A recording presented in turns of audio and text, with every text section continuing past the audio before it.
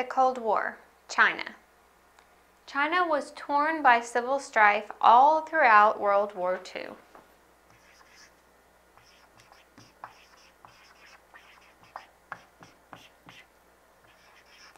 And this just meant that within its country, we still had the Nationalist Party and the Communist Party with its different leaders, the Nationalists led by kai-shek, the Communist Party led by Mao Zedong, and these two parties primarily were stirring up a lot of trouble. There was a lot of animosity between the two of them, and so even with World War II going on, there was a lot of strife within China itself.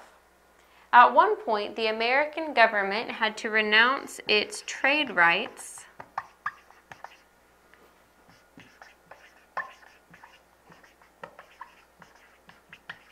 in China in order to persuade China not to sign a peace treaty with Japan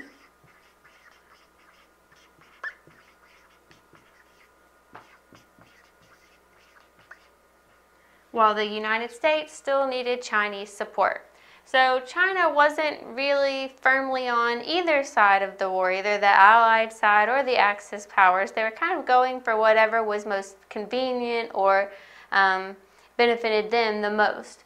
And at this point, they got America to renounce its trade rights in Japan or in China, which meant that the Americans couldn't enforce trade with China as they had been doing for a while in certain ports.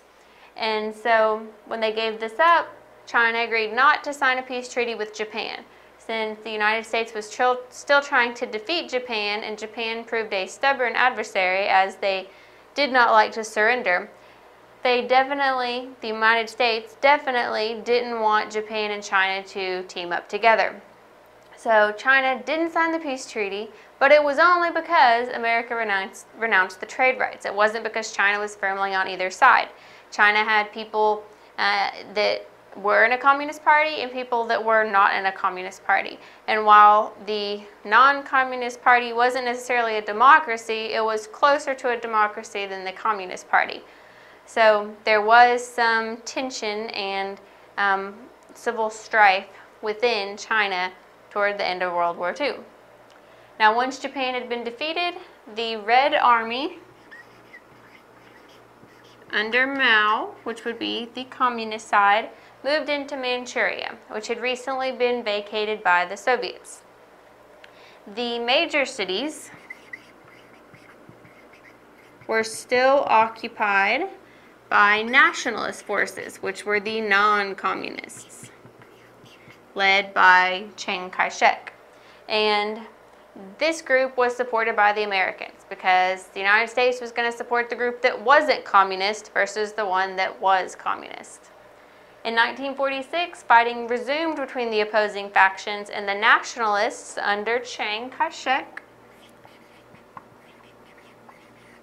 were eventually forced to abandon central China. So they didn't have to leave China completely, but they were pushed out of central China. Then in 1949, the Red Army forced kai-shek to leave the mainland and find refuge on Taiwan. So at this point, the nationalists were pushed off the mainland and they were pushed onto Taiwan. And then what remained in China was the Communist Party with Mao as their leader. On October 1st, 1949, the Communists declared the official creation of the People's Republic of China. Now, that isn't to say that that was all there was of kai-shek's group that went to Taiwan. At this point, it simply became the Republic of China on Taiwan versus the People's Republic of China. Both of them still claiming to be in charge of China, just ruling from different areas. So even though most people think of the Cold War as rivalry between the United States and Russia and rivalry between democracy and communism, you do have China involved there because China did have its share of communism versus a different type of government, which, while not completely democratic, was not communist. And so China did get its share of the Cold War as well.